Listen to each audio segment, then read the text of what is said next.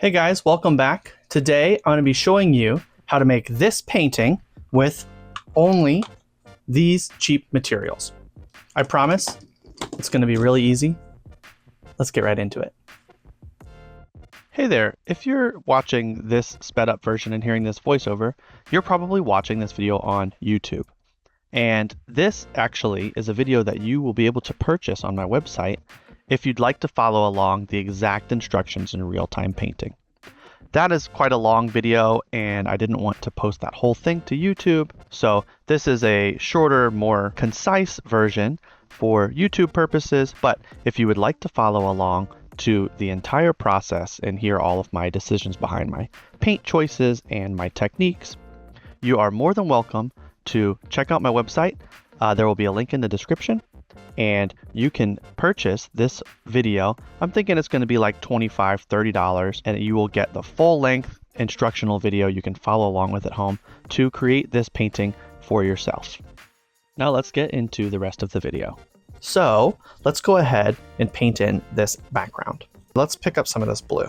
And now that I've got this blue picked up, I'm going to go ahead and put it in the background.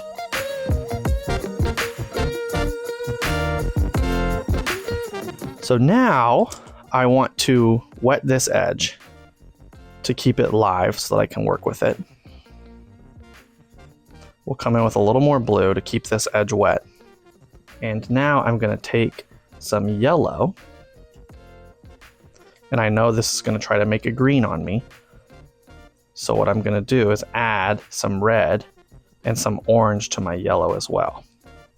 And we'll come right here and leave a little gap. And we're going to fill this in a good ways further down.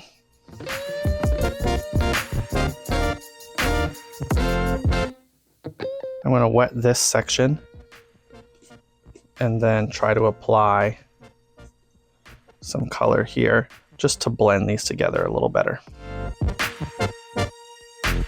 We'll go more orange, more brown down here. I'm even going to add a little red to it, I think. What the heck, right? And we want this to be a nice, fairly smooth gradient, because this is a blurry background after all. That's going to do it for my background. So now I have to let this dry a little bit. So at this stage, I would wait for mine to dry while I let everybody else catch up to where I'm at. So I'm going to go ahead and pause the recording, and I'll come back in a few minutes once my background here has dried, and then we can move on to painting some of our foreground. Okay, we are dry to the touch now for the most part, dry enough that it's not going to cause any issues for me. And now I'm going to go ahead and start the base coloring for our owl. The first thing I'm going to do is add in some of our primary light colors, because I always want to work from light to dark when I'm using watercolors, because you can always go darker for the most part, but you can almost never go lighter with watercolors. First thing I'm going to do is pick up some more of this blue, and now we're going to add this blue on this side of the owl. So we'll follow along here, avoiding the eye.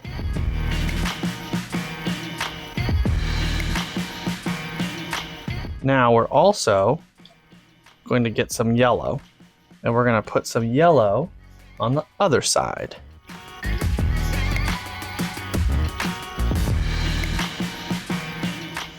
So there we go with our base colors.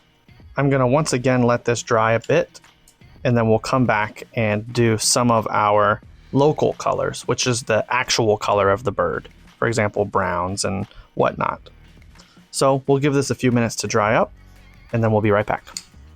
Okay, now let's get to the fun stuff. So our base colors are down for our background and our foreground. I am now going to move on to my smaller brush.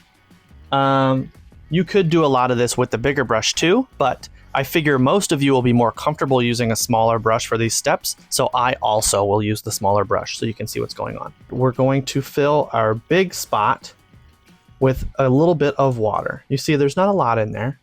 I don't know how well you can see that. I think it's okay. I put a couple brushfuls of water in here, and now I'm going to pull some of this brown into my big section. Start applying this brown in some of the sections that need it. For example, the top of the head is brown.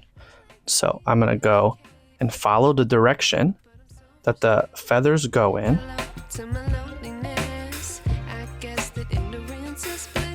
There's a white band around the eyes and like the forehead area.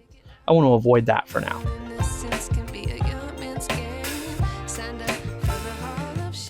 You can see how this is the same color, but it looks very different on the different backdrops.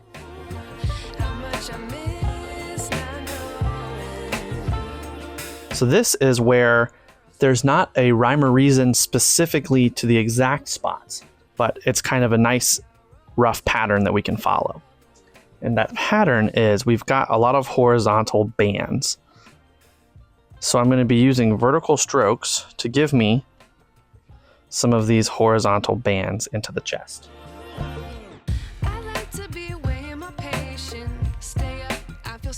As we get closer to the bottom here, we get a little less density of these stripes. So you can see I'm using smaller marks and shorter lines.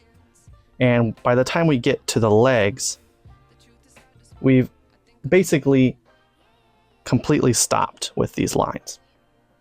I'm going to mix some of my yellow with some of my brown to give me a little bit of a tan color. And we're going to put that in here.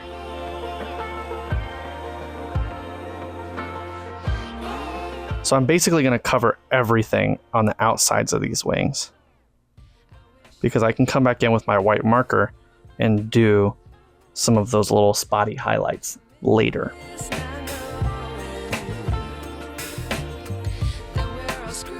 I need to add a little bit of some darker shadows here as well.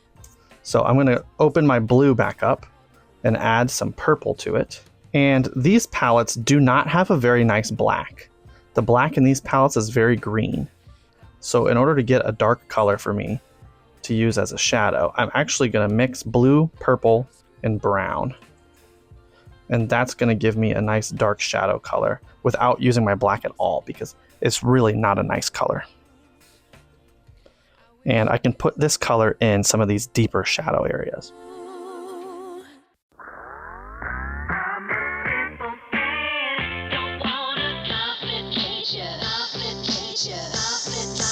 Let's do some of this grass in the foreground as well now.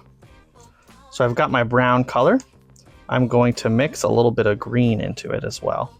And we're going to put some big fat strokes in here.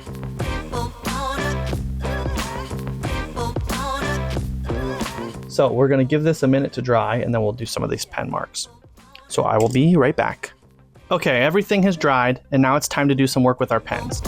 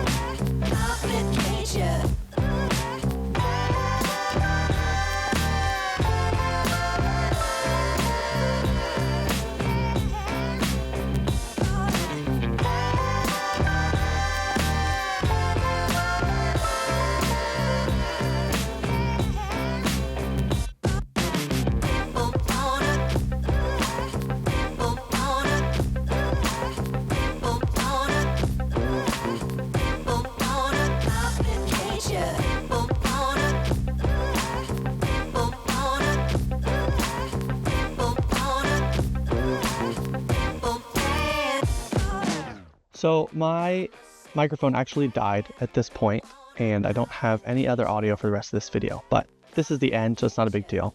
I just want to make sure that I thank you guys so much for watching. I really appreciate the views and all the support you guys have given me. If you did enjoy this video, do me a favor, hit the like, subscribe, ring the bell, share with your friends. all the standard YouTube video things. It makes a huge difference for the channel, especially one this small. It just shows YouTube that this is something worth sharing to other people, and hopefully it'll get me out there. That being said, I think that's going to basically do it for today's video. Click this box up here. It'll show you a video it thinks YouTube will enjoy, or YouTube thinks you'll enjoy. And then there's also a little circle down at the bottom. So thank you again so much for watching, and I will see you guys in the next one.